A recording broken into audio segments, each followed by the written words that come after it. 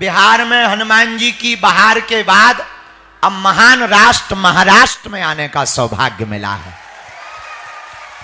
ऐसी महाराष्ट्र की भूमि जो संतों की भूमि है, ऐसी भूमि जो स्वामी समर्थ रामदास की भूमि है, ऐसी भूमि संत जगतगुरु तुकाराम महाराज की भूमि है, ऐसी भूमि भक्तिमती माता कर्माबाई की भूमि है, ऐसी भूमि संत नामदेव जी की भूमि है, ऐसी भूमि महाराष्ट्र है जहां मुगल का भी बिगुल बजा दिया छत्रपति शिवाजी महाराज की भूमि है, जिन्होंने मुगलों का भी बिगुल को बजा दिया। ऐसी भूमि है, यह महाराष्ट्र की भूमि है कि छत्रपति शिवाजी महाराज के छावा ने औरंगजेब को नाकों चने चबवा दिए। क्रूरता निष्ठुरता करने वाला औरंगजेब तरह तरह के प्रयत्न करके षड्यंत्र करके जरूर पीड़ा देता रहा, कष्ट देता रहा, लेकिन औरंगजेब को भी पता लग गया कि हिंदुओं का एक छावा लाखों मुगलों पर धावा बोल सकता है। तो हम पर बड़ी आगे महाराज हम पर बड़ी, आप बैठे रहे ना, हम खड़े हो गए ताकि तुम्हें दिखें। हम पर बड़ी कृपा हुई, पूज्य मलुक पीठ वाले महाराज जी की आज्ञा लगी कि आपको आना है, पूज्य महाराज जी की आज्ञा लगी आपको आना है। पर संत की ताकत क्या होती जरा ये देखो, एक महात्मा आपके गांव में हो गए तो हजारों महात्मा आपके गांव में आ गए। धन्य है स्वामी शिवलिंग महाराज, और क्या अद्भुत महापुरुष रहे। शरीर छोड़ने के बाद भी भैया दीक्षा देने के लिए पूज्य स्वामी वेंकटेश महाराज जी को आशीर्वाद देने आए। एक जने हमसे कह रहे थे बच्चे दो ही अच्छे। हमने कहा फिर चच्चे के 30 बच्चे क्यों? अगर बच्चे दो ही अच्छे तो चच्चे के 30 बच्चे क्यों? तो हम तो हिंदुओं से भी कहेंगे, अब हमारा तो अबे ब्याह भाव नहीं है, होगा तो हम खबर करेंगे तुम्हें। पर जिनके हो गए वे 4, 2 घर पे रखो, एक स्वयं सेवक संघ को दे दो, एक हिंदू राष्ट्र के लिए दे दो, बढ़िया रहेगा। कम से कम हम सरकार के खिलाफ नहीं है, ना ना ना ना, बच्चे 2 ही अच्छे। पर उनके 30 बच्चे क्यों? उनके 2 अच्छे हो जाएं तो अपन हाथ तो 2 भी बढ़िया है, लेकिन वो बढ़ रहे, अपन घट रहे। परिणाम भयंकर धर्मांतरण हो रहा, लव जिहाद, हमारी बहन बेटियों के साथ खिलवाड़ किया जा रहा, भारत माता को गालियां दी जा रही, वंदे मातरम बोलने में शर्म आती है, राष्ट्रगान नहीं गाते हैं। भैया भारत में रहना होगा तो सीताराम कहना होगा। ये भारत राम का राष्ट्र है, ये भारत भगवान कृष्ण का राष्ट्र है, ये भारत छत्रपति शिवाजी महाराज का राष्ट्र है, ये भारत छत्रपति संभाजी महाराज का राष्ट्र है, ये भारत गुरुओं का देश है, ये भारत गुरु गोविंद सिंह का देश है। संतों का चमत्कार तो देखो कितना प्रत्यक्ष चमत्कार होता है। एक महाकुंभ प्रयागराज में पूरा हुआ तो छत्रपति शिवाजी महाराज की धरती में दूसरा महाकुंभ पीपल गांव में लग गया। भैया माइक तेज कर दे ठटरी के बारे का आगे के लगे तो पैसा लगने का न कटा। हम तो बिहार में थे, बिहार से कथा करी, कुशीनगर गए, 250 लगभग 2.5 घंटा, 80 किलोमीटर 90 किलोमीटर। फिर पता लगा कि चील गाड़ी आ रही गोरखपुर में, तो फिर वहां से गोरखपुर भगे, फिर गोरखपुर से नांदेड़। लेकिन मन में लगन थी कि हम महाराष्ट्र के उन लोगों को मिलने जरूर जाएंगे। हमारा वारकरी संप्रदाय, यहाँ के हिंदुत्ववादी विचारधारा के लोग, बजरंग दल, विश्व हिंदू परिषद, जो कट्टर हिंदुत्व के लिए, भारत के लिए समर्पित हैं, हम उनको मिलने जाएंगे।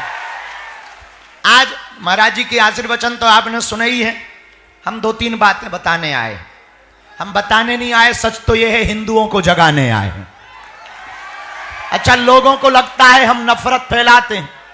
एक सज्जन हमसे कह रहे थे, बाबा तुम बड़ा हिंदू मुसलमान करते हो। हम कहा ठटरी के बड़े, हम हिंदू मुसलमान नहीं करते, हम तो हिंदू हिंदू करते हैं। और ये बात तुम कान खोलकर सुन लो, महाराष्ट्र के लोगों, अगर हुआ मेरे धर्म पर घात तो मैं प्रतिघात करूंगा, क्योंकि मैं हिंदू हूं, सिर्फ हिंदुत्व की बात करूंगा।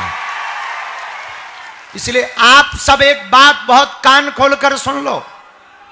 कथाएं तो सुननी है, संतों के चरणों में तो रहना है, ये हमारी संस्कृति है, हमारी परंपरा है, हमारी प्राचीनता है। लेकिन भारत के हिंदुओं, अब हमें जात पात से ऊपर उठना है, और इसलिए ऊपर उठना है कि धर्म विरोधी ताकतों को देश से बाहर करना है। वो जो भारत को गजवाए हिंद करना चाहते, कुछ लोग ऐसे हैं भारत के टुकड़े चाहते। चलो एक कथा सुनो। राम जी ने रावण को मारा, रावण गिर पड़ा, नाभि में बाण मारा, जैसे ही जमीन पर गिरा तो राम जी और लक्ष्मण जी सामने खड़े हुए थे। पता है रावण क्या बोला? रावण बोला, श्री राम, हम तुमसे पद में बड़े हैं, कद में बड़े हैं, बल में बड़े हैं, परिवार में बड़े हैं, वैभव में बड़े हैं, साम्राज्य में बड़े हैं, नगरी भी सोने की है, हमारा घर भी स्वर्ण का है, परिवार भी लाखों का है। पर पता है राम हम क्यों हार गए? राम जी ने कहा, बताओ क्यों हार गए? पता है रावण क्या बोला? रावण बोला, राम, हमारा भाई हमारे साथ नहीं था, तुम्हारा भाई तुम्हारे साथ था, इसलिए मैं हार गया और तुम जीत गए। वही हम तुमसे कहना चाहते, भारत के हिंदुओं, अगर सभी हिंदू भाई भाई बन करके रहेंगे तो हम जीत जाएंगे और धर्म विरोधी हार जाएंगे। तो हमें आज ये प्रण लेकर के जाना है, जात पात की करो विदाई, भेद भाव की करो विदाई, हम सब हिंदू भाई भाई, छुआछूत की करो विदाई, हम सब हिंदू भाई भाई, हम सब हिंदू, भाई भाई, हम सब हिंदू। भाई भाई। और तो ठीक है, पूज्य बाराय घाट वाले महाराज जी बैठे। हमारी कथा में महाराज जी विदिशा में आए। हमने कहा महाराज जी कछु बोलो। महाराज जी का मंगलाचरण ही यहीं से हुआ, तेल लगा लो डाबर का, नाम मिटा दो बाबर का। ये पूज्य बाराय घाट वाले महाराज जी के मुंह से हमने सुना। उस दिन से हमें इतना भाग गया कि जब भी महाराज जी ध्यान आते हैं तो हम भी अकेले में चिल्लाते हैं, तेल लगा लो डाबर का, नाम मिटा दो बाबर का। तो अभी तो भारत में औरंगजेब बड़ा चल रहा है। कई लोग कह रहे हैं औरंगजेब बढ़िया था। हम कहा ठटरी के बरे तुम्हारा अंकल होगा।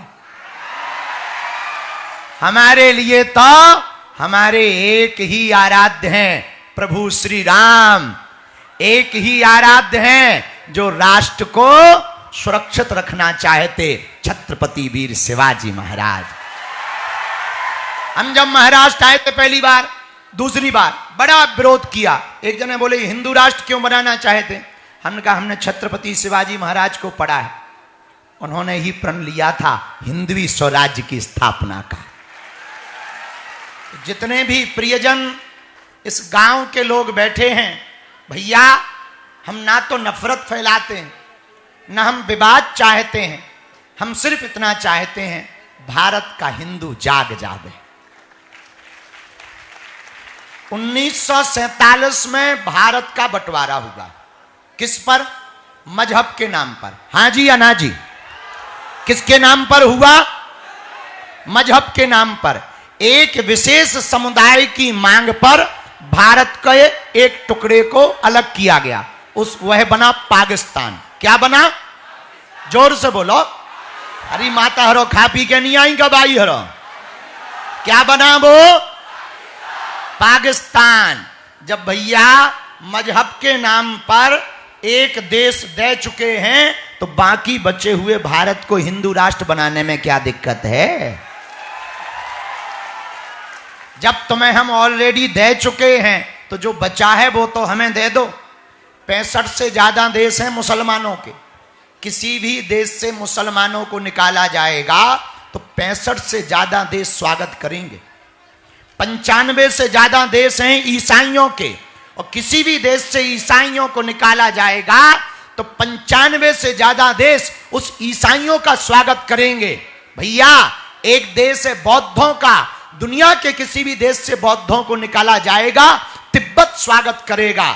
एक देश है यहूदियों का, किसी भी दुनिया के देश से यहूदियों को निकाला जाएगा तो इजराइल स्वागत करेगा। पर पूरी दुनिया में 150 करोड़ लगभग हिंदू रहते।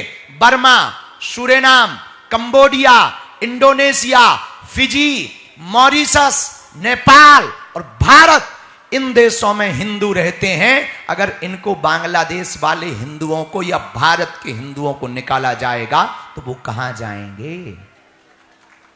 कौन स्वागत करेगा?